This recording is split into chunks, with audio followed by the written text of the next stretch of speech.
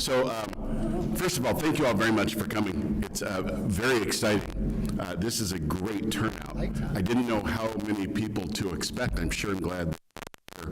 And I really don't know how long tonight is going to take. It might not take long at all. I'm hoping that we get some good collaboration going on. So before we get to what we're going to go over tonight, I thought we would go around briefly.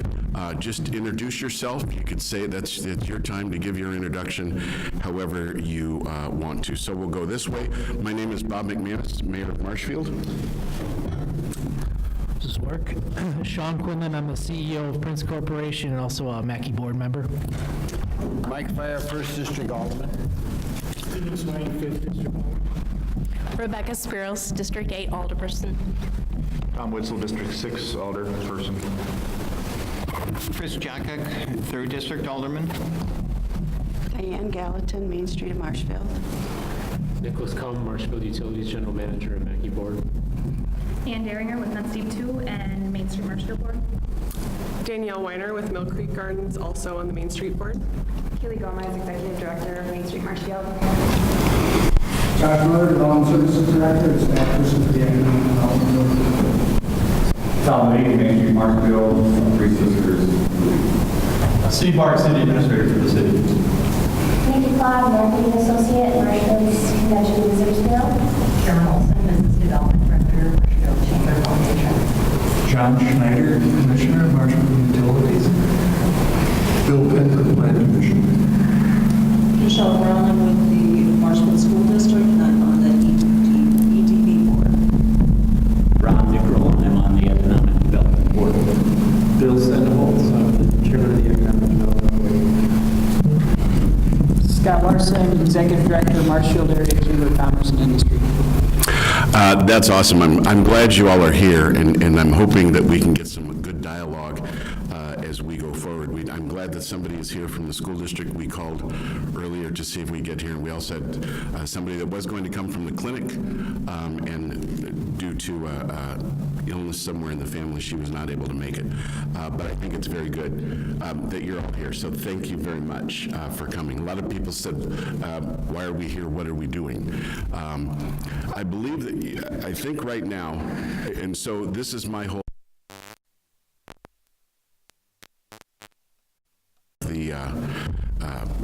a presentation to put up and a Photoshop presentation or anything like that. And I do not have notes. I speak from the heart. And so I've got my presentation up here, and I believe that this is part of hopefully what we're going to be able to do is really hone in on the future and the vision of Marshfield. And the reason this has come up, you all have seen there's been a big storm, I believe, somewhat brewing, and I don't know, maybe storm is overdoing a little bit, but I think there's 3 different areas that we collectively can work on, and I think we're all very separate, and we're all kind of going down the same road, but it'd be great if we could somehow collaborate on maybe 1, 2, or 3 messages that we could get out. So my goal is for us to have a good discussion tonight, go away with some what can we do better, and then reconvene in 60 days where we can start putting together maybe some ideas on how we can work together to move the city forward. What started all this is, and I think you've seen this, there's growing concern in the city with citizens on, we saw Figgy's close. And that hit us. That's Marshfield history. That hit us. What we know for sure is business is changing. Business is changing rapidly. And we are fortunate here in the city that we've got Mackey, because they really help our businesses.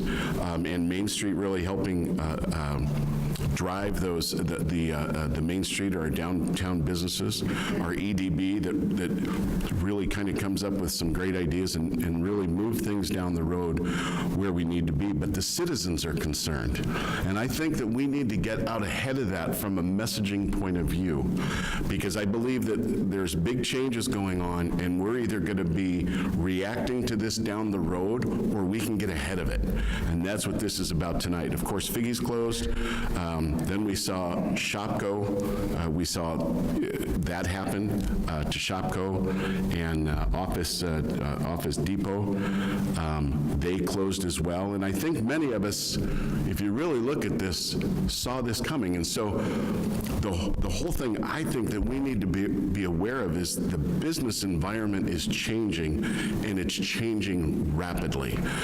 If you look at, I've got my cell phone here, this has really changed everything. There's so much product being purchased on a cell phone now. The changes are immense. And I think in our businesses, we have to understand that the people, and I know that you all do because many of you are in the business community, you get this. But if you look at the consumer changes things, and really who decides what business stays in business and what business doesn't?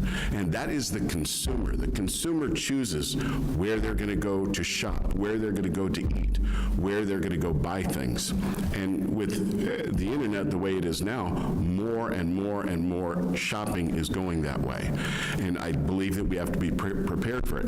The other thing I really think that we need to be prepared for is, in my view, I guess you could look at this, we're really being trained to do things a certain way. We have two great examples right here in Marshfield on this, on how this purchasing is taking place.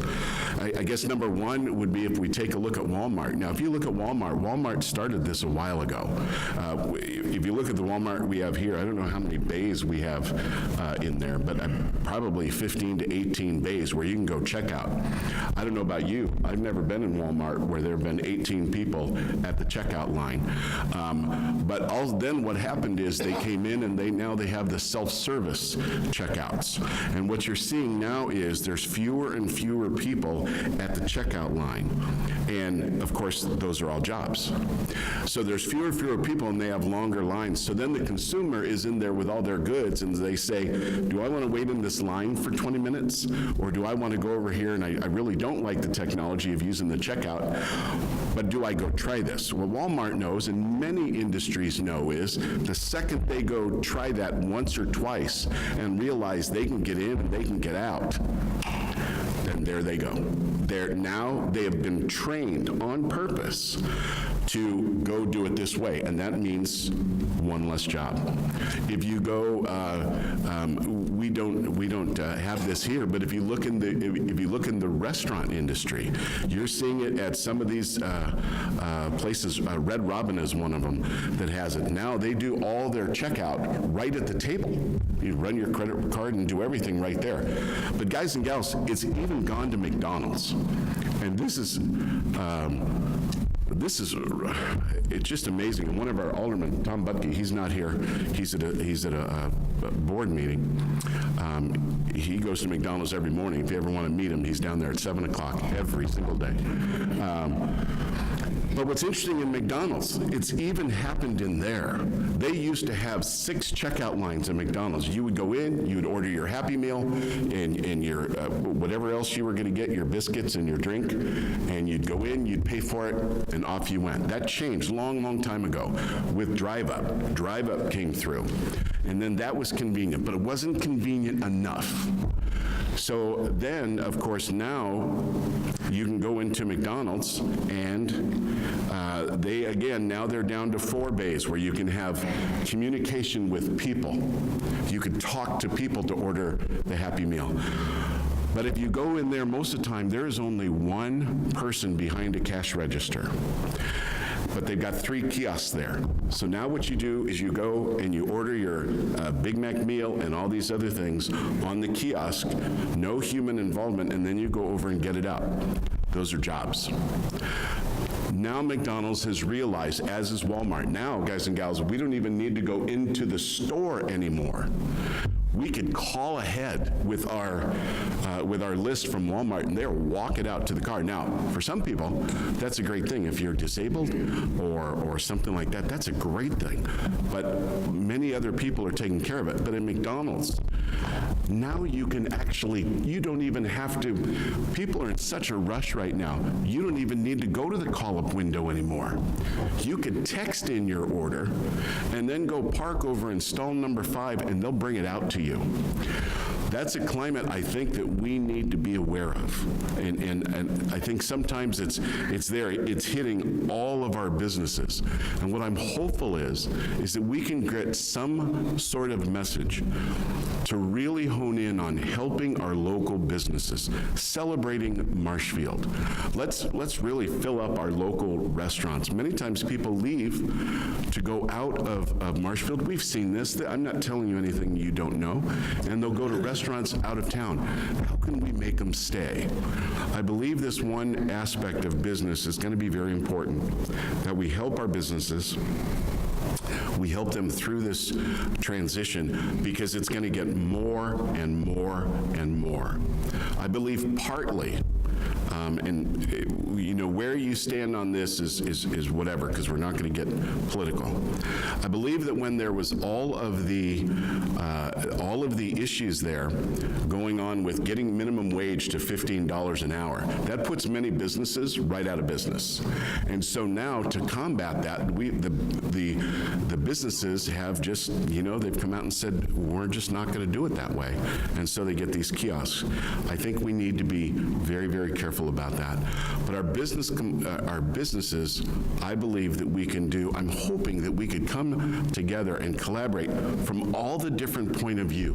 What message can we all put out, even though you're in completely separate entities? How can we get more people to the downtown? How can we attract more people to come here to Marshfield? Because Marshfield is a great place. It's a great place to live. And I just believe that we can really do better or more to get that out. But I believe it's going to take the collaboration and visions of many different people, because this is what I will tell you what, people are reluctant, and I'm not telling you anything, people are reluctant to change. Let's do something maybe a little bit different than the way we did it for the last 20 or 30 years. How can we get this better? So in our businesses, we're looking to how can we get the message out more to buy local? What can we do?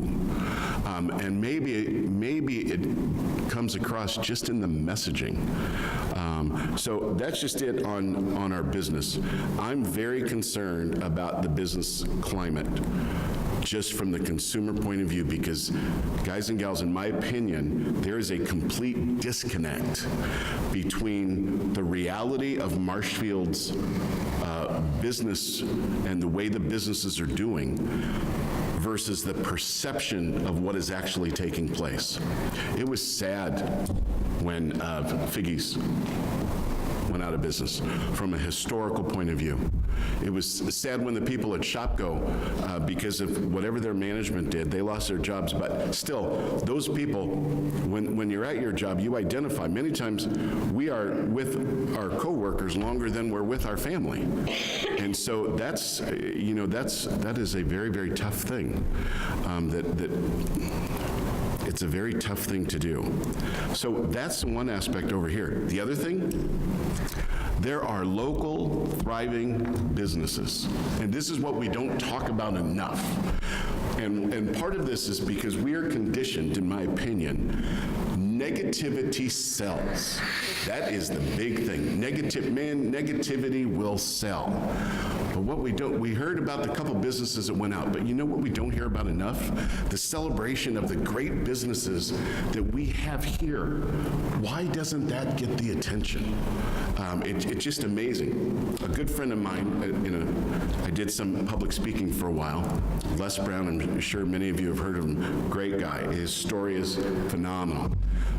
He had a show that he started, I believe this was back in 1998, and his story was about people where the odds were against them. Life gave them some bad things, and they built themselves up. And that was on NBC. The same week, there was another show that started that some of you might be aware of, the Jerry Springer Show. We're not going to get into that show. But it was not about positive, uplifting things. It was actually quite negative. Les Brown's show lasted 5 weeks. Jerry Springer reruns are still on. Negativity sells. I don't believe what we do enough is we celebrate Marshfield. We don't celebrate our businesses enough. Yes, we have had businesses go out of business, yes, but we also have had hundreds do well. That's the message I believe that we have to get out, and that's going to be an uphill battle to get out. So I really want us to look at our business climate. The second part is our housing climate. We have, and because things have changed, you know, our population in Marshfield, I don't believe has changed much over the last 30 years, and yet we're at a housing shortage. We're a real housing shortage. Well, if our population hasn't changed, why are we at a housing shortage? The family, 30 years ago, it was not uncommon for families to, you know, for a couple to have 5, 6, 7, 8 kids. Now the average couple has 1 to 2. So of course, then you need more houses for that. But right now, we're at a real shortage. I believe we have probably a 3 to 4 year of lots that are there, and so we have to do something. It's going to be different. And so I think that there's ways, and our EDB is taking this on right now with putting together the housing study. First of all, if you've not seen the housing study, look at it. It's great. There's the old issue of, in housing, you know, people want to, you know, people believe that the taxes in the city are higher. I recently did a town hall, and a gentleman was there with a question. It was a valid question. This was his perception. And he says, you know what, we need to be careful on the taxes here in Marshfield because they're so high. And so we really have to be careful about that being so high. He says, do you realize the rate that I pay on my taxes? He's from Wisconsin Rapids. The reality is in Wisconsin Rapids, they pay $12.35 per thousand. In Marshfield, it's $9.29. So the perception there is that the taxes are higher. A big thing that we have in our housing study that came out is if you compare what people have to pay when they're doing their sewage and everything else to get everything pumped, and you add that into the taxes, because we have water and sewer here, it's actually more expensive for them to live in the country.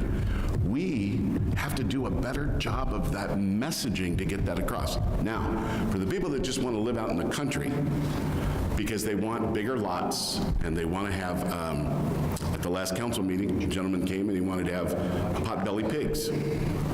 An alderman of ours wants to have, what did he want? Chickens. And so let's discuss it, let's talk about it, but realistically, if you want a chicken, you got to go to the city, or you got to go to the country. But what can we do in the city now? Because let's be very, very clear. The demand is there for housing in Marshfield. How do we know that? Because there's a lack of it. We hear this all the time. People don't want to live in the city. Well, the reality is a lot of people want to live in the city because right now they can't find housing. What does that do? It's supply and demand. You have low supply. What does that do? That drives up the price. And so now, how can we more lots in here? We're really going to have to think about this. Just as I was saying before in the business aspect of it, we have such a difference of opinion, or difference of this is reality, this is perception, and perception is winning. You look at how many businesses right now, if you go over to PCA, they cannot find people to start to take out the trash at $19 an. So when we worry about our economy, and many local businesses can't be open 7 days a week because they can't afford the help. Many of our other local businesses can't find help. So if our business climate was bad, or if there was a concern there, we wouldn't have the jobs needed. If our city did not, because we hear this, we don't want to live in the city, and you see all the different things. Well, the reality is that people are buying right here in Marshfield, and there needs to be more. The third one here is the quality of life.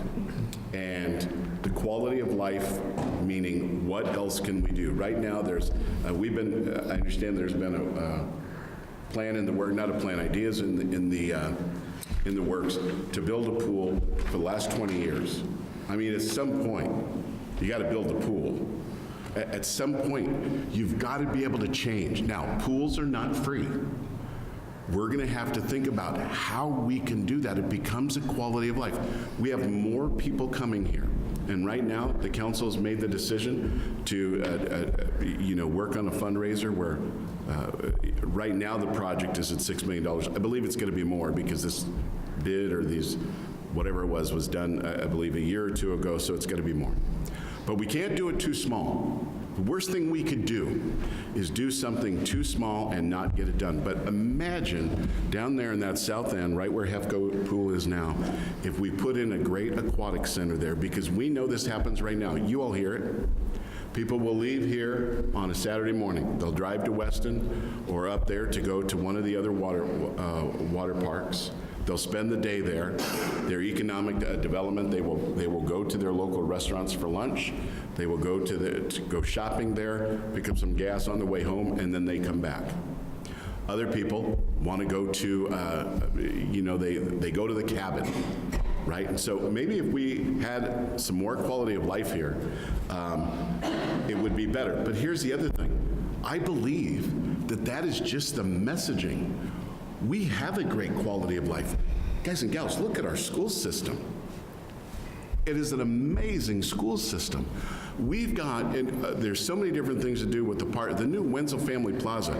Go there in the next week or two, not this weekend, because I believe that the forecasters were not happy with them because they said that the snow is going to be coming back for a weekend. So don't go to the plaza this weekend, but maybe in 2 weeks, you're going to go out there and there's going to be people out there doing the yoga. There's going to be people out there doing all kinds of classes, sitting in the park. That is a great thing. If you look at our quality of life, go down to the zoo. You got the big bears there eating things, and you can drive around, you could see the buffalo. We've got a pool there. But if we have this great aquatic center, which we're going to need your help in the messaging, it's going to be worth it. The issue that we run into is, well, can we spend? Guys and gals, we can't continue to do the same thing over and over and over again and expect a different result. We're going to have to do something a little bit different. Imagine what it's going to be like when we get that aquatic center in. We've got our new facility here. More people are going to want to come to Marshfield. They could spend the day. And in our Main Street area, in our downtown area, we have to look at what can we do to attract more people. Is it the hours? Is it the product? Is it online services that you might need to look at? What are those things? And I believe if we can all work together from a messaging point of view in the different roles that we have throughout the city, and we could build a good plan, I believe that our best days are ahead. I'm convicted on that. And I believe that this is a great place to live. I believe in our school system. I believe in our businesses here. These are good businesses, and they do quite well. I also believe our quality of life is, when you hear this, I'm not telling you anything. There's nothing to do in Marshfield. You got to be kidding me. There's a lot to do here. But we live in a different world, and you have seen this. How many times have you gone to a restaurant and there'll be 3 or 4 people at a table, and they're like this the whole time, maybe texting each other right across. I don't know what they do. That human interaction. We have to have the human interaction and combine it with, I believe, the technology, and I believe somehow that we can get this to work. I believe that Marshfield is already doing tremendous. I believe we can all do a better job of messaging. And so the reason for this meeting is to go over these things and then get your input on these 3 topics, where we can go, what we can do. Maybe give a little input just on we've got Mackey's here, the council's here, the city staff is here. Many different organizations here are representative. What are your ideas on what we can do to make it better? So that was the short items that I was going to go over. Now, I would love to open it up for your discussion. I'm not here to answer questions just facilitate, hopefully, a discussion on what we can do in our different entities to come together as one in messaging. So, needs to be more. The third one here is the quality of life. And the quality of life, meaning what else can we do? Right now, there's, I understand there's been a plan in the work, not a plan, ideas in the works to build a pool for the last 20 years. I mean, at some point, you got to build the pool. At some point, you've got to be able to change. Now, pools are not free. We're going to have to think about how we can do that. It becomes a quality of life. We have more people coming here. And right now, the council has made the decision to work on a fundraiser where right now the project is at $6 million. I believe it's going to be more because this bid or these, whatever it was done, I believe, a year or two ago, so it's going to be more. But we can't do it too small. The worst thing we could do is do something too small and not get it done. But imagine down there in that south end, right where Hefco Pool is now, if we put in a great aquatic center there, because we know this happens right now. You all hear it. People will leave here on a Saturday morning. They'll drive to Weston or up there to go to one of the other water parks. They'll spend the day there. Their economic development, they will go to their local restaurants for lunch. They will go shopping there, pick up some gas on the way home, and then they come back. Other people want to go to, they go to the cabin, right? So maybe if we had some more quality of life here, it would be better. But here's the other thing. I believe that is just the messaging. We have a great quality of life. Guys and gals, look at our school system. It is an amazing school system. We've got, there's so many different things to do with the new Wenzel Family Plaza. Go there in the next week or two, not this weekend, because I believe that the forecasters are not happy with them because they said that the storm is going to be coming back for a weekend. So don't go to the plaza this weekend, but maybe in 2 weeks, you're going to go out there and there's going to be people out there doing the yoga. There's going to be people out there doing all kinds of classes, sitting in the park. That is a great thing. If you look at our quality of life, go down to the zoo. You got the big bears there eating things, and you can drive around, you can see the buffalo. We've got a pool there. But if we have this great aquatic center, which we're going to need your help in the messaging, it's going to be worth it. The issue that we run into is, well, can we spend? Guys and gals, we can't continue to do the same thing over and over and over again and expect a different result. We're going to have to do something a little bit different. Imagine what it's going to be like when we get that aquatic center in. We've got our new facility here. More people are going to want to come to Marshfield. They could spend the day. And in our Main Street area, in our downtown area, we have to look at what can we do to attract more people. Is it the hours? Is it the product? Is it online services that you might need to look at? What are those things? And I believe if we can all work together from a messaging point of view in the different roles that we have throughout the city, and we can build a good plan, I believe that our best days are ahead. I'm convicted on that. And I believe that this is a great place to live. I believe in our school system. I believe in our businesses here. These are good businesses, and they do quite well. I also believe our quality of life is, when you hear this, I'm not telling you anything. There's nothing to do with Marshfield. You got to be kidding me. There's a lot to do here. But we live in a different world, and you have seen this. How many times have you gone to a restaurant, and there'll be 3 or 4 people at a table, and they're like this the whole time, maybe texting each other right across the whole thing. That human interaction. We have to have the human interaction and combine it with, I believe, the technology, and I believe somehow that we can get this to work. I believe that Marshfield is already doing tremendous. I believe we can all do a better job of messaging. And so the reason for this meeting is to go over these things and then get your input on on these 3 topics, where we can go, what we can do. Maybe give a little input just on where Mackey's here, the council's here, the city staff is here. Many different organizations here are representative. What are your ideas on what we can do to make it better? So that was the short items that I was going to go over. I would love to open it up for your discussion.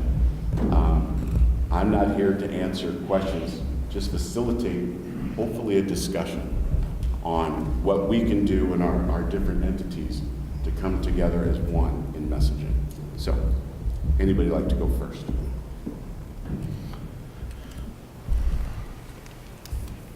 Not all at one time.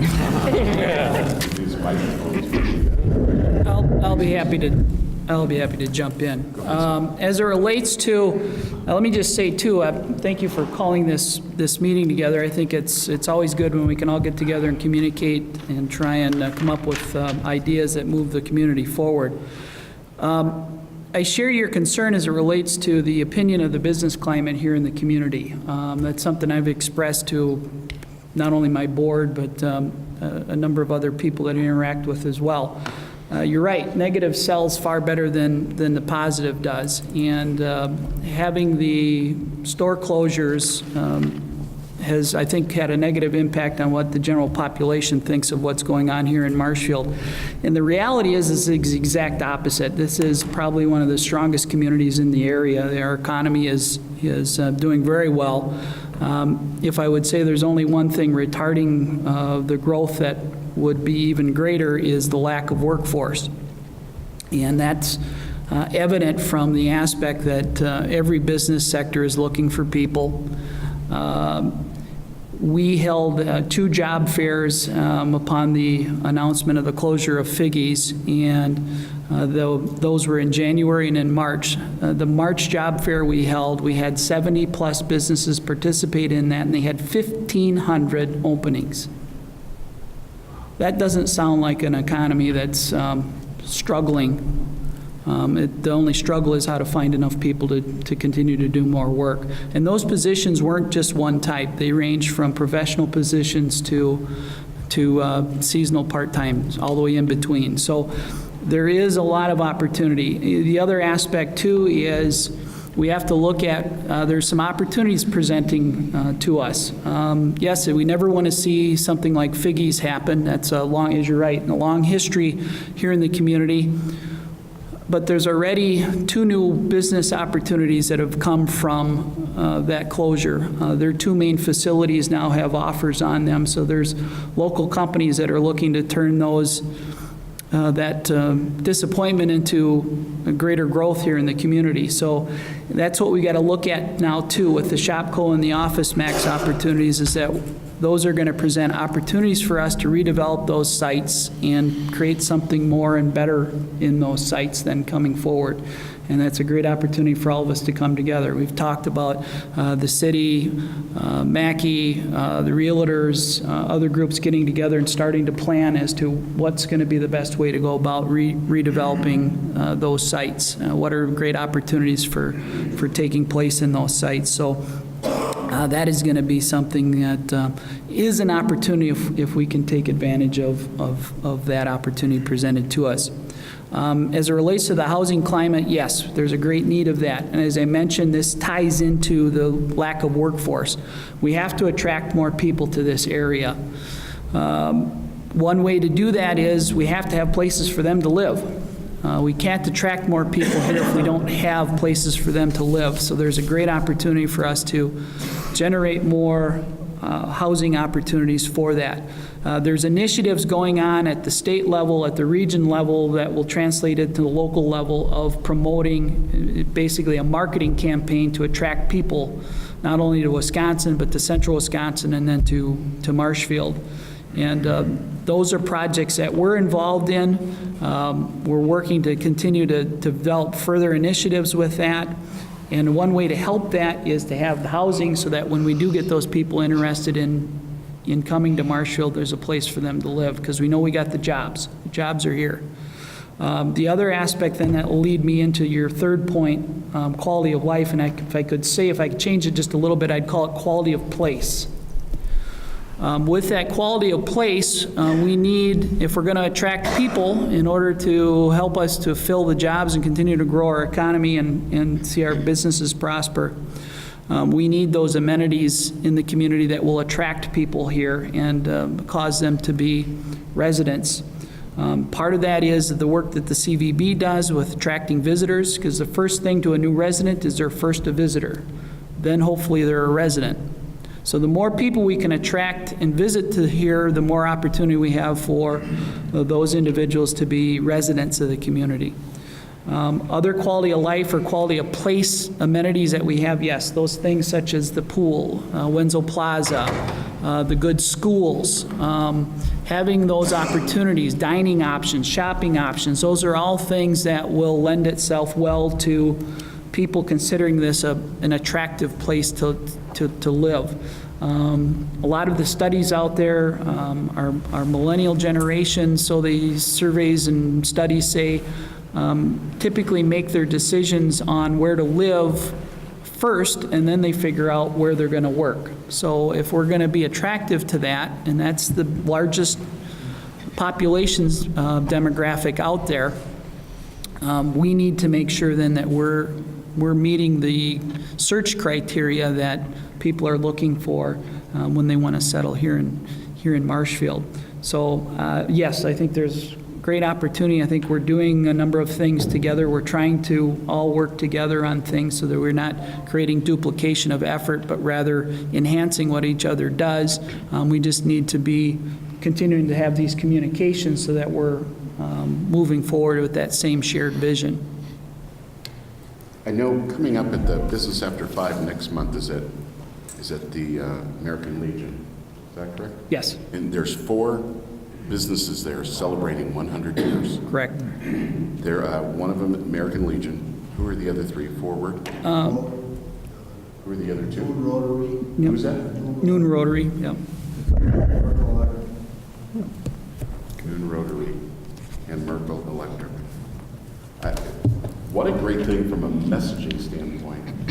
4 different organizations celebrating 100 years. I wonder what would happen if collectively in all of our different roles, if we started spreading that message, more than just, it's more than just Business After 5 going down to the American Legion, which, with everything that they've done, is really incredible. If you ever go there on a Tuesday or a Thursday, you can have the pizza. It's really awesome. But that is such a big message of 4 businesses celebrating 100 years. That is amazing. That's a very positive thing. And what if we did that? What if we worked together to really get that message out? I think it would be very powerful. Scott brings up, and I call Scott, I called him today. He's a wealth of information. And Scott will tell you what it is, and then he sends the articles to back it up. And what a great tool for our businesses to have. But he does bring up a great point here. You know, as we look at, we need more housing, so we're going to have to look at different ways to do that. And here's the thing we go back to: that means it's going to be different. That means that there's going to be change. And we're going to have to overcome that. That becomes very difficult. However, thank you for the input. I thought, Mr. McSwain, did you have your? Yeah, I guess there's a number of things here. One thing a lot of people have heard me say before in the council is that I think that we need to get the entrance to the southern part of the city paid attention to. I used to be a coach, and I've been to a lot of athletic events. And one of the things that people would ask me sometimes is, have you been to such and such city? And sometimes I'd say, yes, but not really, because I went to the school. Now for years, and I know this from having lived outside here, I've lived here 30 years, but I've lived outside and have a lot of people that come in for athletic events. They used to come into the city to go to Beale. And then they identified the high school as you go to that stoplight there, and then you go north, and that's how you find the high school. But now, when we're building this lovely athletic facility, the edge of town with the bypass, and you can go right past town. I mean, people used to say, I'll meet you at such and such a place. They knew businesses in Marshfield because they came in for events. But now I'm afraid, and some have already told me that they're going to do this, they'll just go bypass the city entirely. And yet the other thing about the southern end is, I live on the southern end, and when I come home from, let's say, Point of Wausau or something, I think I'm coming to the end of the world all the time when I get to the turnabout. And I know people have told me, and I've had a lot of other people tell me that they've had people tell them that people will take the exit before that and think that they're heading into Marshfield, when really if you come down to the turnabout and come into the city, then you come into the main street and you can connect with the other side. So what I think we need to do is, like, probably as a group here, we would have an interest in this, is have, like, lighting. Like I say, it seems like the end of the world when you're getting to that.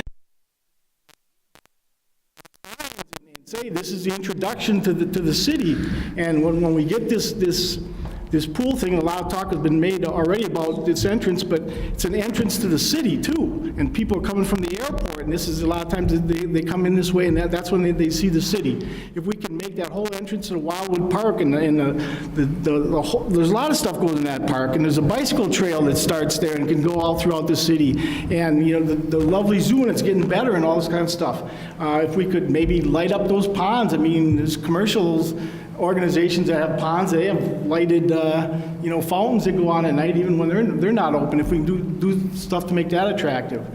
Then as far as some of the business things, I think that we are going probably more to a service economy, and I think that I'm just kind of wondering why a mall, which I mean, I grew up five and dimes and a general store I used to buy stuff at, so I'm not, I'm not as much up into this stuff as some people, but it seems to me the malls that still survive still have things like, they'll have some restaurants, they'll have a juice places, they'll have a vitamin place, and they'll have like a Bath and Beyond and stuff.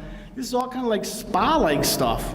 Why we don't turn a mall into like a spa, but it is a walkabout spa, so that people that are, I mean, there's a lot of people that are getting physical rehabilitation, but massages, and I mean the doctors are starting to order those kind of things that they didn't used to do. And I know personally I'm a little uncomfortable going to a spa, but if you went to a walking area like this, which already is got a lot of stuff, businesses that were kind of attuned to something like that might be a way for some of those things. The other thing is that I'm wondering what happened to shopping. I mean, didn't that used to, I mean, I didn't like to do it, but I know that there are groups of people, that's what they did for entertainment. And I know that people still get excited about it, but when we take a look at what these big box stores are, they're warehouses. That's what, I mean, even at their best, they're warehouses. I gotta go past all kinds of clothing before I get to mine. Why not have shopping where, I mean, it's all right if you take your phone to try to see if something's going to fit you, but with the technology we have today, if they set up stores which had life-size things, when you'd actually have the materials right there, or shoes, you got to try those on, right? Okay, you can still have, the mail order things going on, but the shopping experience can still be an experience. And like I say, use the technology so you have life-size things, and guy shops for his wife, he can actually have in a computer disk what her size is, and you don't have to, be looking at the woman waiting on you and say, well, she's kind of like your size. And I know some women that have worked in those clothing stores, they don't like that very much, but that's what a lot of guys end up doing because they don't have it. Technology allows us to do all these things. And then the last thing I would say is that over in Titletown in Green Bay, I see that one of the things they're putting in is a recreational thing tied to technology. certainly some of us already know about golf simulators and things like that, but with virtual reality and there's gaming, I mean, this is actually spectator sport where people are playing video games and stuff like that. I'm just wondering if some of these buildings that are being vacated couldn't be turned over to something like that, which would have multiple effects on the community. Mayor, if I could, I'd add on to what Steve's talking about as it relates to, one word you use, Steve, is very descriptive in what retail and what we're hearing and what we're finding out as we try and stay on the cutting edge of what that sector is doing. You mentioned the word experience. Everything is based around creating an experience now. So you're right, shopping experiences. Just going and seeing a movie isn't enough of an experience anymore. They're talking about changing those theaters, putting real live restaurants in there, lounging seats, things of that nature. And I'm gonna elicit Karen, my coworker, to talk a little bit about what she's found out with our going to ICSC, which is International Council of Shopping Centers, and what at a national level what the trends are as it relates to that. And this ties into what Main Street is trying to do in the United Way with the wine walk, and that's creating experience downtown so that those people, our customers, our residents, then have an opportunity, something special to do while they're going down there and they're going through those stores. So Karen, if you want to talk a little bit about that. Yeah, this event that I go to every year, I go twice a year usually to Milwaukee and Chicago, and it is communities of all sizes, our size and much larger, that are going through some of these same issues that the mayor's talked about and Steve and things. So it is all about the experience. How are you going to get people out of their homes? Because you can have a meal delivered to your home, you can have clothes delivered, you can have everything delivered to your home. We're getting lazy, right? So we need to get people out there, and they want to take their families and their kids, and they want to do whirly ball, and they want to experience things, and then they're still going to maybe shop, so it is about experience. It's about good food. It's got to be food where people are willing to come out and experience something while they're there, not just sit at a restaurant for 10 minutes and leave again. So this trend is out there, and I think it does open the door for opportunities for us. We have to work with our existing businesses and talk to people that want to open businesses, like the escape rooms coming to town, but we need to talk to them about what else can they do, right? If you're going to go take in the escape room, what about a movie too? What about eating? How can we help our businesses partner with each other, work together, support them? I was talking to EDB, and I know one person suggested bringing somebody in from the ICSC, which is a group that deals with retail and restaurants, just to kind of talk to the community and bring some of these topics up, because these are professionals that deal with it day in and day out, and again, all size communities. So I think that would behoove us to do something like that, where the general public it could be taped, and the general public could hear some of this information, and then how can we take that and help our existing businesses.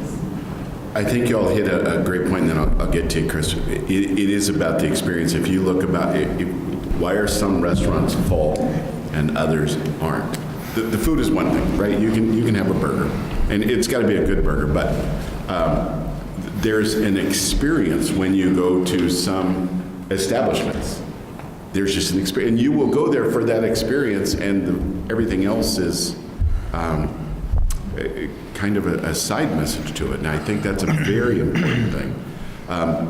Mr. McSwain brought up a good point about the messaging. Mr. Pinker brought this up a while ago with the city, the branding and getting that message out there. And Mr. Jokic brought up a while ago in our downtown area. Wouldn't it be if you go to some of our neighboring cities, Wausau, they have great kiosks in there, and you could sit, and maybe we need to look into that. I mean, it's really, and it might be already in the work, which is kind of like, here's the thing. It might already be in the work, but the fact that we all don't know about it, there is the messaging. So I think we've got, but I'll get to you because I see that smile. I'm happy about the smile. Mr. Jock. Okay, a couple of points listening to everyone, interesting comments. I think for us, from the city's perspective, being on the city council, we can't open businesses. I often am asking people, okay, especially a younger adult who is living here, or thinking, oftentimes it's, well, we're moving. And, we want to engage them because I'm a little older than 30. And so I want their perspective, and it's, a particular restaurant or a particular shop, and this is like, it's frustrating because we can't just open up a business. But we can provide the quality of life. We can provide the quality of place. That's why I'm passionate about the pool. 20 years is way too long to have been waiting for a new aquatic center. Hopefully next year we're going to see that taken care of. But there are other things. Our economy, and I recognize that there's a lot of business manufacturers in Marshfield, but what we are really known for is the Marshfield Clinic. And yet we don't seem to celebrate recreation. We don't seem to celebrate that part of quality of life. Our motto should be the healthiest city in Wisconsin. But we don't, we have one indoor tennis court. Anyone coming to Marshfield who has a passion about tennis or they want their children to learn how to play tennis won't think about Marshfield because they have to drive. We don't know that the one tennis court will be in existence. We've sold the building. We're hoping it will stay there, but we don't have any control over that. So we have no indoor tennis. I don't know. I think we're losing that opportunity of attracting someone who appreciates recreation and is a go-getter. Yeah, I understand we're going towards more of a tech world where we're sitting down ordering stuff and having it delivered by a drone. The biggest thing we have to do is walk outside. Oh boy, that's unfortunate. The housing development, we talked about housing. We have to have cooperation. We in the city, 3 years ago, we were looking at purchasing property to be able to have builders build houses, and we were rebuffed. We took a lot of heat, and that deal fell apart. We would have had, I don't know, we were hoping at least 20 more housing lots, and yet the business community here fought us. It was crazy. I work for a company that has been building affordable houses in Croninwetter, Weston, Wausau, in the neighborhood of $200,000. I've been trying to get discussions going, and our builders don't want to help out with that market. We see $300,000, $400,000 houses, and that's what I'm hearing even coming out of the housing study is that's a market. It's crazy. We have very few new homes going up. And when you make that comparison to the Wausau area, where the company I work for has been building these houses since the mid-1990s, continuously, through the recession, hundreds of homes. Starter homes, young family, young couple, and they fly. Start digging, they fly, they're sold. The banking industry there, the realtors, they all work together and have figured out how to do it. I don't know why we haven't been able to figure that out. We're 40 miles away. But any younger family looking for a place to live, we're behind. We're way behind. We're not even being considered. We have to do a better job, and that's our job. And I appreciate you putting this together because we all need to keep hearing this. Nothing I'm saying I haven't said before. And every community is looking at this. I recently heard Wausau is having the same sort of discussion. They, had it on Channel 9, whatever. The same sort of, every community across the country is losing retail business, needs workers, but and I don't have an answer. I know the pool isn't going to be the end all. I know indoor tennis isn't going to be the end all, but it sure will go a long way. Our schools are great. I'm not sure that's the selling point that it used to be, and that's not the school system's fault. That's from higher up, where we're not appreciating education anymore. And just because you go here doesn't mean you're automatically going to get to college, and it doesn't mean if you go to Loyal or Granton or some other school you can't go to college. So I don't think we're able to use that as our selling point like we once were. And just one last point. You look around the room, I don't think we have anyone under 30. Yeah, you do. Okay. All right. We have two? Just turned 30. Just turned 30, okay. Yeah, I'm 28, yeah. You're 28, okay, all right, okay. My mistake. Sure. I wasn't sure how to approach that one. But that's the age group we need to be talking to. We don't need to be, we're here. And I dare say, I don't know. I guess I have a response to that. But we need a room full of people under 30 who want to be here, or maybe they don't, but we need to keep them here. We've talked about doing a survey. I've been asking for that. And do a survey of the workers who are here. Send it out to the businesses and do a comprehensive survey. What keeps them here? What are they? Because the clinic is trying to attract people here. That's the professional level that they're at. A lot of the manufacturers, those are homegrown people. Is who we have to keep. So we are a very unique community. No other community of 19,000 has the medical facility we do in a standalone place. And then we need to dig a lake and divert the river. Build a lake. I've been saying that for 20 years too. So here's the thing to that. Because those are two things. I'll get to her in just a second, because she's under 30. Everyone needs to listen to me if I'm under 30, I know, yes. right? You will. The other night, it's interesting because the other night at the council meeting, Alderman, who was it?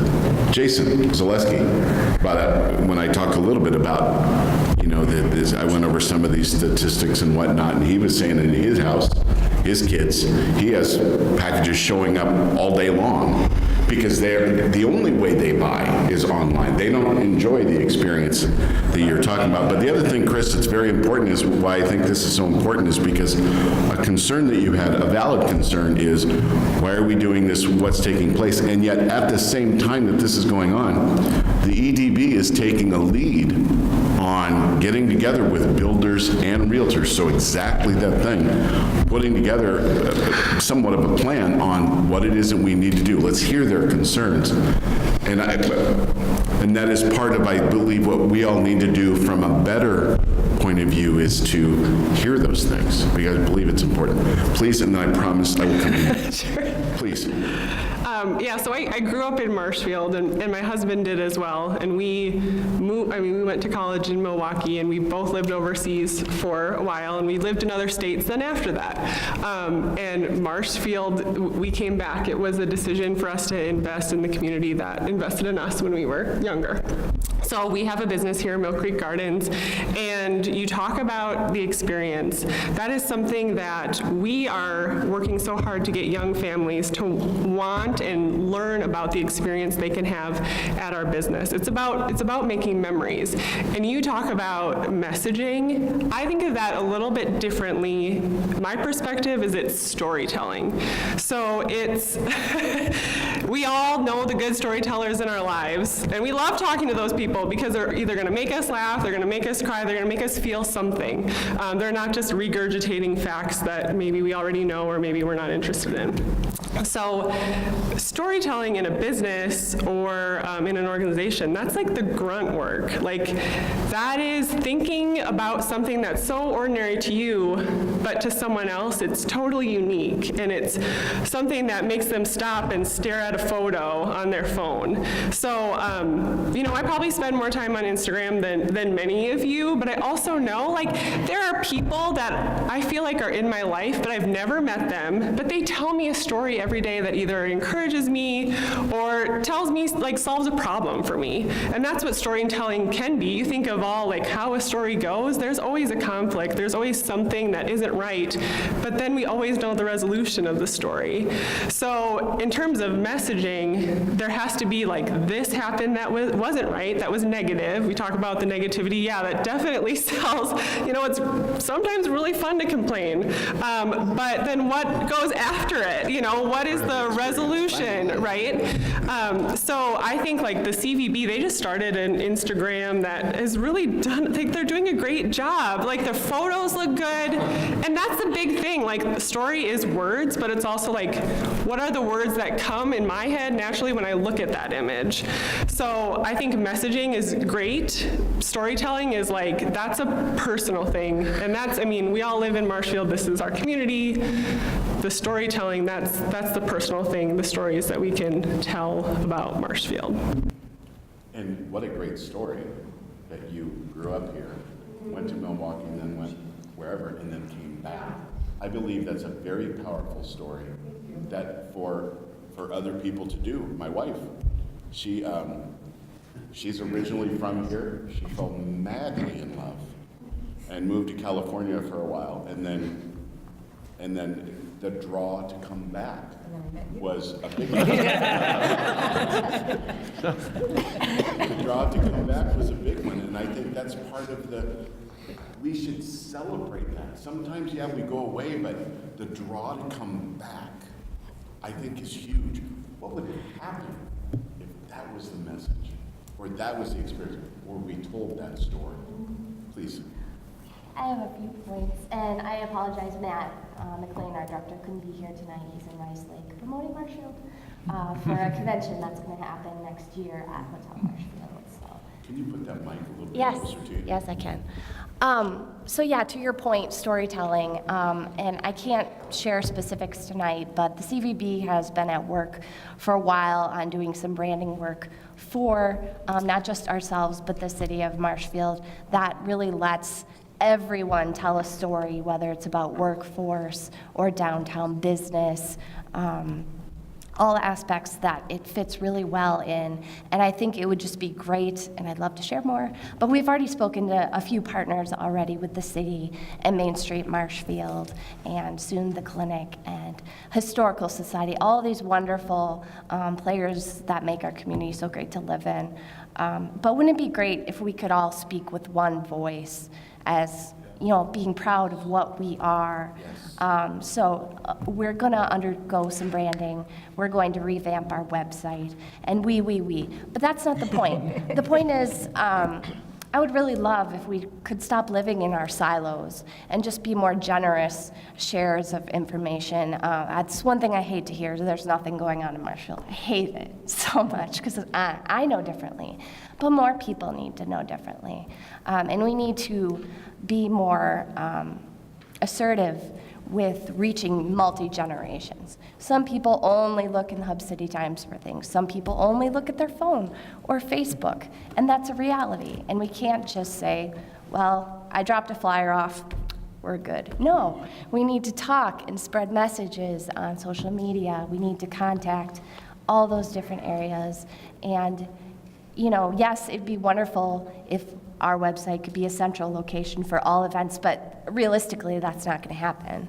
We're aiming towards the visitor. But that doesn't mean I don't, you know, message Main Street and go, hey, you know, would you like to promote this event for us or with us or, you know, Explore or whoever, you know, really get the messaging out, tell those stories. And not only that, with our businesses, it is about experience. If we're going to fight, you know, losing workforce to technology, well, let's encourage our workforce that we have to provide that better customer experience, to tell stories, to be ambassadors for Marshfield. So when they go to a business or a hotel and they say, what can I do here while I stay? The answer isn't, I don't know. You know, that they have those resources, that they have that pattern speech in their head. And it can be just something they love. They love the zoo, say, you know, you got kids, or even if you don't, check out these awesome bears, stuff like that. So I just want to say, you know, storytelling is so important. It is in the works, but it's something we all, I think, need to embrace as a city. And I got to tell you, keep going. Oh, sorry. And yeah, you know, reach out to those younger citizens. What do you want? What do you need? How do you want to learn about it? We have the Marshfield Young Professionals. They're already such a great group. They are already chose Marshfield for a reason. You know, really to spread that message is so important. It's been very exciting to hear what you're saying, because what would happen if we started to talk about the experience of Marshfield? Marshfield is an experience. People are kind, but we look for the experience in our restaurants, and I mean, I think this is hugely powerful. Did I see? Please. I've lived in Marshfield all my life, and I went to Columbus High School, and I think our first class reunion I remember going to was about the 10th year, and over 3/4 of my class moved out of the state or moved out of the city. We just had our 50th, and I was surprised to see that about 55% of my class has moved back to Marshfield because of the quality of life. And they actually will tell you it hasn't changed as we've just developed. I sit on a lot of boards. I sit on with the ADRC, which is a four-county consortium. And when I go to these different towns, they're actually jealous of Marshfield. They want to know how we can build a library with public and private. How do you do a zoo with public? They can't do it. Wausau will tell you, and so will Rapids. When they come to Marshfield for a ball game, they can't believe the people that come to these games for basketball or football. They don't get that. They don't have that camaraderie. We've got one thing that some people don't have. We have camaraderie and friendship. And when you were talking about restaurants, we're limited to a point. But if you go to a certain restaurant, say it's Krabby Dave's or Nut Steve, whoever, it's a neighborhood bar. They all congregate there on Friday nights. It's like your buddies going out to eat. This town's got a lot.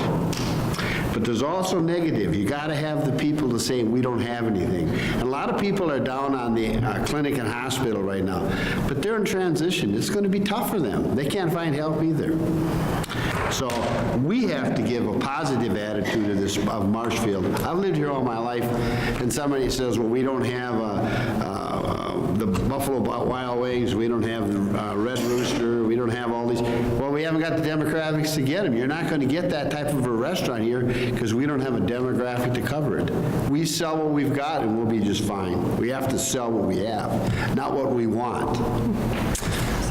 I can tell you that I try to get my boys back here, but they tell me, Dad, I'm sorry to tell you, in our profession, you aren't going to get the kind of money I'm making where I am. So, Grandma doesn't like that, but. Mr. Baker. 4 points. Going first back to Mr. McSwain. Every point that Steve mentioned has been mentioned in the past, in the past, in the past. Every time we have a study being done by rather well-paid consultants, South Entry, South Entry, South Entry, housing, housing, housing. We moved here in 1988. It took us 2 years to find viable living at that time. Most of the properties we were being shown at that time, they were junk. There was a lack of viable housing back then. We still have a lack of viable housing. You go back to the comprehensive plan from 1990. What were they emphasizing? Our retail is shifting from the downtown to the north side.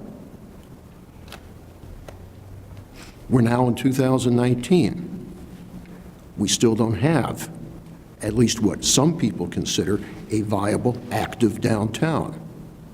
Now, please don't misquote me. That's Mr. Penker was saying that's what he believes. We have people that happen to believe that. Looking at brand and image. Marshfield's got this unique problem. We have a school system that people recognize. We have sport teams that people recognize, like Mike has pointed out. We have some unique things like Wildwood Park, the zoo, but we also have the city within a city that's up on the hill. How many places do you go and somebody asks you, well, where do you live? I live in Marshfield, Wisconsin. Oh, Marshfield Clinic. They don't know anything about our industry. They don't know a thing about our schools. They don't know about our parks. They may know, as Mr. Jockek emphasized numerous times when he was the mayor, we are the only major city in Wisconsin that does not have a water feature within its boundaries or adjacent to it. So we need a really big swimming pool. We call ourselves the city in the center. What does that mean? Mayor and I had a conversation a couple weeks ago, and I said, what is it, the city in the center? Well, the geographical center of Wisconsin is Pittsville. If you look at the adjusted geographical center, the state defines 2 geographical centers. The other one's 9 miles southeast of Marshfield, so I guess sort of we're in the center. But what does it mean? We are in the center of what? The center of Wisconsin, or do we have something that we can say truly, Marshfield, this is the center for? Brand and image. What does the bird in the weeds symbolize? Is that a sufficient city logo for Marshfield? What does it say? Mike's lived here for a long time. I know what he's going to say. It provided Mike Myers and me an excellent woodworking project because they had that fancy thing down the old council chambers.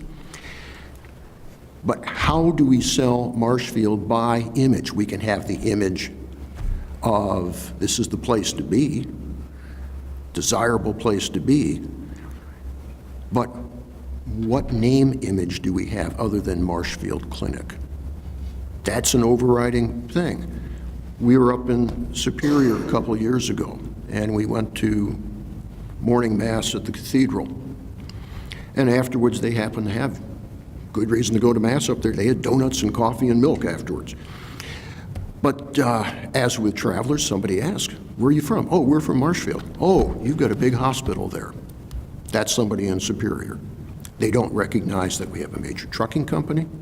Actually, I guess several common carriers. They don't recognize our recreational activities. They don't recognize that we have 2 two-year colleges in this town. We have people come in the town, I mentioned this at a council meeting, we were talking about communication. We are a Fleet Watch city. That may not mean a whole lot to some people, but to some travelers it does. How do we identify city vehicles?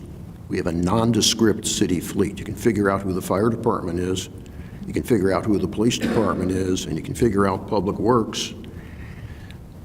And if you see the small signs on the utilities trucks, which happen to be the cleanest vehicles in town other than the fire department, one of the first things that visitors see when they come to a city is the city fleet. How do you identify the city fleet? Nondescript vehicles with little birds on the side doesn't carry a message. Brand and image came up in 2008. Nothing much was done about it. Last point here, Peterson study. 2005, Jeffrey Peterson from UW-Eau Claire was hired by the city to conduct a community survey about attitudes and opinions about the city and city government. We need another survey. We need to find out locally what people are thinking. And we need to cover the complete gamut, from the young lady who's less than 30 to those of us that are somewhat older than 30. Mr. So listening to listening to everything that everybody said, there's just a bunch of ideas and suggestions. I agree with Mr. Pinker. I've never liked the the logo. It says nothing, it's extremely boring, but that's besides the point. What I want to do is challenge the people in this room to think back to where did you attend your last movie when you went to the movie? Did you go to the downtown Marshfield movie theater? Maybe you did, maybe you didn't. If you didn't, you need to ask yourself why you didn't. I happen to know for an absolute fact, I was on FaceTime with my grandson who lives in Florida. He butters up his papa really, really well. His birthday is next month. He looked at his papa and he said, I want a black pair of LeBron James Nike shoes, golf shoes. And the minute that we hung up, that pair of shoes were ordered from him. My husband never moved off the couch except to go get his wallet with his credit card information, and the shoes were delivered today. That happened 2 days ago. So we need to ask ourselves, why do we do these things? When I want a good steak, where do I go? Where do I go? If I'm going to be honest with you, I go to Weston and I go to the Wish Steakhouse.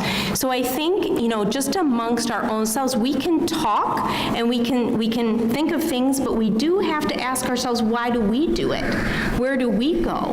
Where have we seen the movies? Where have we gone out to eat? Where have we last shopped? Where were your last shoes bought from? Were they here? And, I think that if we can start to really think and look at things honestly and why we honestly do these things ourselves, we can start to look at where we're lacking and make improvements to those areas. I 100% believe that it is about the experience. At least personally for me, it's always about the experience. It isn't just that I want a steak from from Wish Steakhouse or wherever it is I go. It's about the entire experience, the ambiance, how cold their wine is or what have you.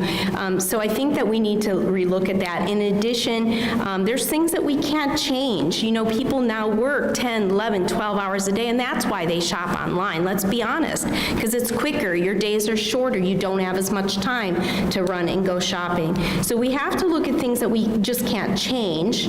I mean, that's affecting the world or the country and nationwide, and I don't know that we're going to come up with some big brilliant solution to those developing things. And that's just kind of, I just want to challenge everybody here to think of the last things that you've done yourselves and why you chose to do it that way. And I think, and Chris, I'll get you very, very good points. I think one of the things that you're right, we're not going to change it, but can we help our smaller businesses get an online presence so that when people are, they can get a Nuts Deep mug or something, and they can buy it online. Can we move to that? We're not going backwards. So here's the thing: we either jump on board with it and capitalize on that. I think it's very important, Chris.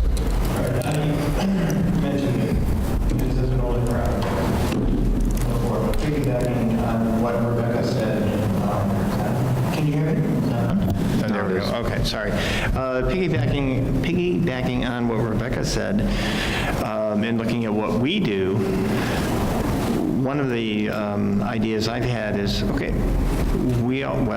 most of us in this room have children. Where do your children live? Your grandchildren, if you're old enough to have grandchildren, or brothers and sisters, or whatever. Have that conversation with them. Why do they live? Why do they choose to live where they live? Is it because of work? Is it because of a job opportunity? Is it because of their thoughts about Marshfield? I mean, we can do the survey, and I think we need to. We can repeat that survey, but I'll bet we could probably, if each one of us that have children, talk to them, and just in course of a conversation. What is your image of Marshfield? Do you live here? Maybe you live here. Why do you live here? Maybe you don't. Why not? Because then we get a sense of the future generations who are the ones we're looking at. We're not going to change the shopping opportunities. We're not going to figure out how to get Walmart not to do what they're doing or McDonald's. We just have to face that fact. But I throw that out there as an opportunity for people to talk to. And I'd like to clarify that point, because we're not looking so let me make that point I made earlier real clear. We're not looking to make McDonald's and all those, we're not even being critical of their business model. But what we are saying is, can our other businesses on Main Street now, can they come along with that process? Can they get their website so people can buy their great product online? And I think that's what we're looking at. Please. Yeah, I like where you started, Bob, with the positive thing, that we need to be more positive. And we need to see some of these changes as opportunities. I know people who are really saying, woe is us, because, where's Yonkers, where's JCPenney, where's Shopko? And they just see things crumbling. And people are shopping online. That's a fact of life. But as has been said by several of you, Nikki and Danielle and others especially, the younger people want experiences. They want to do things. They want to see things. They want to have activities and enjoy things. They still buy products. But I have two sons, and between them and their wives, they're all between 25 and 30. And we went out to see my younger son and his wife in California, and they live in the LA metro. And they took us to, they do a lot of online shopping. They took us to downtown Pasadena. And I'm not saying we can be downtown Pasadena here in Marshfield, but they did it because they wanted to show us things, do fun things, see fun. We saw fun things, we did fun things, we ate a lot, we bought stuff. The Visa bill reflects that. and it was just a different kind of thing, but it was all about having an experience, something to enjoy that goes beyond just walking into a big box and buying stuff. And I think we need to see some of the change as an opportunity rather than something that's pounding down on us and is going to knock us out. Please. I don't have a mic, but I can talk loud enough. So one of the things that comes really clear to me is that how many times do we hear in just the last couple of days when I'm with Bob, people go, well, I have a business idea, but they have nowhere to go with it. And I just found out today we have a program in Marshfield. I didn't know anything about it. And so one of the things that we may want to do is start giving people the opportunity, instead of saying everything's closing, maybe we start saying, can you imagine if we did an ice cream store here, if we did this here, if we did that here? Because you almost have to spoon feed what people want. We have a person that said, I just don't know if it would go in Marshfield. Well, how do they know? And if they do come to us with an idea, if they tell the wrong person, then it's, well, why would you do that in Marshfield? Look what's closing. So immediately your entrepreneurs are thinking about Penny's closed and this closed and that closed. Well, that's not them. But the perception is it's all the same thing. And I think if we as a development committee or whatever it is, start giving people an avenue, and maybe you do a marketing campaign on, we've got all these vacant buildings. Can you imagine if we had this here, if we had this here, or, we have the new Uptown Coffee. Okay, what could go next to it? It'd be awesome if they had like a small gift shop. If they did, we have a bookstore. Okay, so do something, but start showing people examples. Instead, we all just want everybody to come up with an idea, and I guarantee you, tons of people have ideas, but they don't know how to go forward with it. What does, and I'm not saying that Marshfield needs to pay for it. What I'm saying is show them the avenues. We were just in Wausau, and they have the entrepreneurial thing. They have a kitchen that they can go, and this guy developed barbecue sauce. And he's like, I didn't even know I could do it. And he was a waiter at a restaurant, and he started making the barbecue sauce. He has this huge business now because he got involved in a city entrepreneurial program, and they helped him. We can do that here. And I guarantee you there's businesses that would do it, but nobody's thinking outside the box. We're only thinking about, we have this and we can't move forward. We've got amazing opportunities. I think that's part of the messaging as well as those opportunities. Please. I'm going to try to keep it, I want to hear everybody as much as we can, so please go ahead. People mentioned the online presence. The downtown plan, which was approved by both the Plan Commission and the City Council several years ago, has as a specific strategy for the downtown, with Main Street being the lead agency to implement that, is to establish an online presence for the downtown merchants.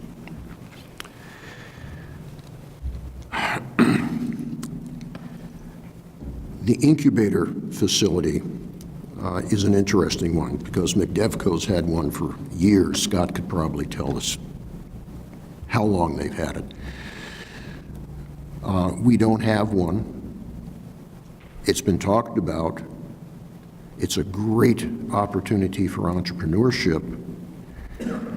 And for that realm, what are we doing in that area? We aren't doing anything unless it's being done way down beneath the surface. And then I want to go back to something Mike Fire mentioned. Not at this meeting, but I think 2 election cycles ago.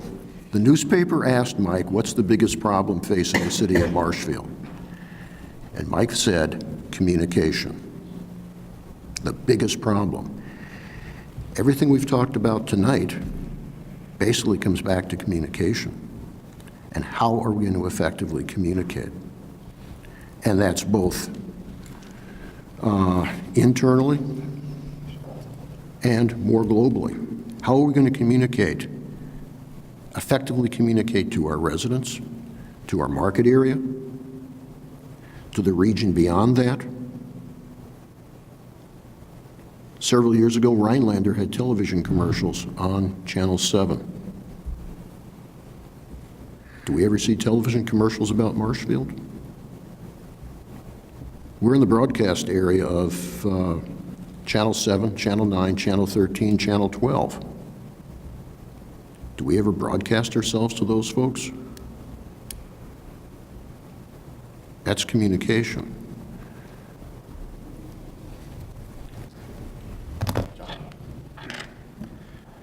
No, I think there's a lot of really great comments here, and I think one of the things that it goes to the mayor's comments about communication. The EDB has been working on a survey, kind of a community-wide survey focused on economic development, focused on quality of life, trying to see what people do when they leave Marshfield. Why do they leave Marshfield? What kind of restaurants and things like that do they want to see in Marshfield? So I think we haven't communicated that yet because it's not available, and we will do a major push and communication push to get that information out there once it's ready. But this meeting kind of just reinforces the fact that we need to do a survey like that to kind of understand what the needs are, understand what people want in the community. So just to let people know that's actually in the works, and we're working on that. We're working on that with the EDB and with Mackey. So. Thank you. So, first of all, thank you all very much for coming. These ideas are really tremendous. I'm just going to recap them here just quickly. Bob, can I say one thing before we do this? I mean, before you wrap it up? Go ahead. So, there's the financial implications of what's going on. The city needs growth. We need growth in tax base. We need growth in overall property values. Without that, we're going backwards. The workers who work for the city, they expect raises along the way. Without growth in the city itself, in the tax base, services will have to be curtailed along the way. Programs will be curtailed. You won't have the public-private partnerships that you're getting right now because the city won't have the money. So somewhere along the way, the city council, the economic development board, the city itself has to think in terms of how do we make this city grow. Otherwise, it is going to go backwards, and negative consequences are going to be severe along the way. But really recapping, how does that growth happen? The 2 big issues that everybody's been talking about here, housing and recreation. We have to look at how we're going to give people things to do when they're not working, so that they spend their money here and recycle their dollars here, and make sure that the livings that people are making off of the goods and services that we spend our money on are actually here. So those are the key takeaways of the conversation is, how do we make growth happen here? And how do we, in particular, recreation is a huge one. That's the one that's going to allow us to attract more people to the area, but we also have to have houses for them to live in. So those are the two big issues, so. And you know, it's funny because I had this written down. There's two big things that we're going to have to do to make all this work, right? Number one, we're going to have to be okay with change. We're going to have to experience change, and people are going to have to be okay with experiencing change. The other thing is, this is not going to happen for free. This is going to take money, and that's where we've got to. It has to take place. But here's the option. I think, as Bill said, we either go down the one bucket, if you will, of change and understanding that that's going to cost money, and we move up. Or we choose to keep it the way it is, and in that choice, that is a downward spiral. Because the world is not going to wait. We're either going to make the decision to jump on and grow. We never stay static. You're either growing or you're not. So I think we have to do that. Just in a quick wrap up, first of all, thank you so much for coming tonight and spending the time here to this. I'm going to ask you to come back in 60 days, and we will send out a message, and we'll send out an email to all you with just a recap of what we went through tonight. I'm going to ask you in your different divisions and what you do, the different committees that you're on, the different bodies that you represent, take one of these topics, take as many as you want, and come back with a solution, because this is what, to Mr. Penker's experience, I believe that ideas have deadlines. If we're just going to sit around and have great ideas, then we can be here and then nothing gets done. We have a lot of great ideas and nothing ever happens. There needs to be a deadline. But just in wrapping up, there's some things that we went over tonight that I think are very good. Lack of workforce is directly related to housing. That is a hot button. I know the EDB is on that. Quality, I called it quality of life. A better topic is quality of place.